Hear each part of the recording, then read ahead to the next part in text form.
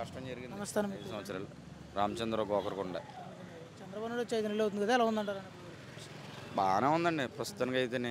అంటే 5 నెలలు అయింది కదండి, ఇంకా వాళ్ళు ఏమి స్టార్ట్ చేయలేదు కానీ ఎదరెదరు చేస్తారు. ప్రస్తుతానికి ఏదో దీపం పథకం అవి ఇవి కొద్ది కొద్దిగా రన్ చేస్తున్నారు. ప్రజలకు ఇబ్బందులు అయితే లేవండి, ఇబ్బందులు ఏమంటారు? ఏమి లేవండి గతంలో ప్రస్తుతానికి. ఎలా ఉంటుందన్న గత 5 ఏళ్ళు? గత 5 ఏళ్ళు ఎలా ఉందంటే ఇప్పుడు బాగుందని చెప్పం కదండి. గత 5 ఏళ్ళు బాగుంటే ఇప్పుడు బాగుందని చెప్పం కదా, బాగోగే కదా వీళ్ళు ఎన్నుకున్నారు. అంటే ఏ విధంగా ఉంటుందన్న పరిపాలన విధానం కానీ ఇంకా 5 నెలలు అయింది కదండి, ఇంకా స్టార్ట్ చేయరు కదా. అప్పుడే మనం ఏం చెప్పగలం? ప్రభుత్వ పథకాల కోసమని వాళ్ళ అన్నయ్య అన్నీ చేస్తానంటున్నారు, చేస్తారు. ఆల్రెడీ 2 పథకాలు ఏవో చేశారు, దీపం పథకం అని, పెన్షన్ పెంచడం అని, అవన్నీ చేస్తున్నారండి. వృధాగా వాలంటీర్లకు నెలకు 5,000 ఇచ్చేవారు.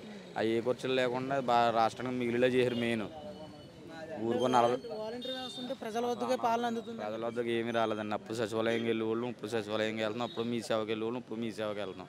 వాళ్ళు చేసేది ఏమి లేదండి, వెళ్ళి పంచాయతీ కూడా కూర్చొని కౌరులు చెప్పుకుంటాం, 5,000 తీసుకుంటాం, అంతేనండి. అంతకు మించి ఇవ్వలేదు. ముసలి లేవాల్సిన వాళ్ళకి ఇంటింటికి ఒకటో తరగతి పంపిస్తున్నారండి పెన్షన్. ఇంకేం కావాలండి? అంటే వాళ్ళ అవసరాలు ఏమైనా ఉంటే వీళ్ళే తీసుకెళ్ళి చేయించున్నారని చెప్పేసి అన్నారు. ఇంట్లో వాళ్ళు ఉంటారు కదండి, వాళ్ళ అవసరాలు తీర్చడానికి.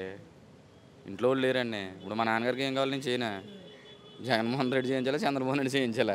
మా నాన్నగారికి నేను చేయించానండి. అదే వాలంటీర్ వ్యవస్థ అనేది అనవసరం. వాలంటీర్ వ్యవస్థ అనవసరం, వాళ్ళ సచివాలయం వ్యవస్థ కూడా అనవసరం. వాళ్ళు ఇప్పుడు కూడా వాళ్ళకి పని ఏం లేదండి. వాళ్ళు కూర్చుని అక్కడికి ఆటలాడుకుంటామని లవ్ స్టోరీలు నడపడం తప్ప సచివాలయం వ్యవస్థ కూడా పని ఏం లేదు. సో ఈయన వచ్చాక మారిందంటారు వ్యవస్థ అన్నది కొద్దిగా. ఇంకా మారిందని మేము చెప్పండి, 5 నెలలు అలా చెప్పేస్తామండి. మారిందని, మారుతుందని నమ్ముతున్నాం. మారుతుంది కూడా అదండి. మరి ఉచితంగా ఇసుకిస్తానన్నారు కదన్నా, ఉచితంగా ఇసుక ఉచిత ఇసుక జరుగుతుందండి. ఉచిత ఇసుక మనం ట్రాక్టర్లతో కానీ ఎడ్ల బళ్ళతో కానీ వెళ్ళి రేవులో డైరెక్ట్గా తెచ్చుకొచ్చండి. మరి మధ్య రేట్లు తగ్గిస్తానన్నది ఎక్కడైనా తగ్గింది? తగ్గిందండి. ఆల్రెడీ పేదవాడు తాగేది, కూలి పని చేసుకుని వాడు తాగేది 150 రూపాయలని, 130 రూపాయలని 100 రూపాయలు చేశారండి. ఇంతకుముందు 107 బ్రాండ్లు ఉండేవి కాదు. ఏవి ఎంసీ కానీ, ఎంహెచ్ కానీ, ఐబీ కానీ, ఏసీ ప్రీమియం కానీ ఏం దొరికేవి కాదు. ఇప్పుడు అన్ని రకాల బ్రాండ్లు దొరుకుతున్నాయండి. అప్పుడు ఓన్లీ జగనన్న బ్రాండే. బ్రాండ్ అప్పుడు పేర్లు ఉండేవి కాదు. 150, 130, 100 అప్పుడు పేర్లు. ఇప్పుడు ఏదైనా వెళ్ళి షాప్కి వెళ్ళి పలానా బ్రాండ్ అని అడుగుతున్నారు ప్రతి ఒక్కరు కూడా.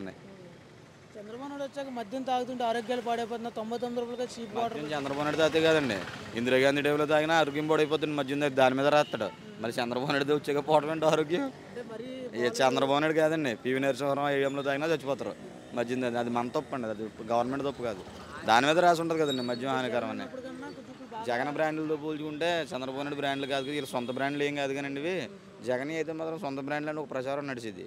అయితే ఇలా మధ్య వ్యాపారం తడుపట్టి వ్యాపారం వీళ్ళు చేయరు కదండి. పవన్ కళ్యాణ్, చంద్రబాబు నాయుడు ఇసుక అమ్ముకుంటాం, గవర్నమెంట్ చేసే పనులు కాదు. ఇసుక అమ్మటం, మద్యం అమ్మటం, ఇవి ఎవరు చేస్తారు? తోడుపట్టి కంపెనీలు చేస్తాయి, కాంట్రాక్టర్లు.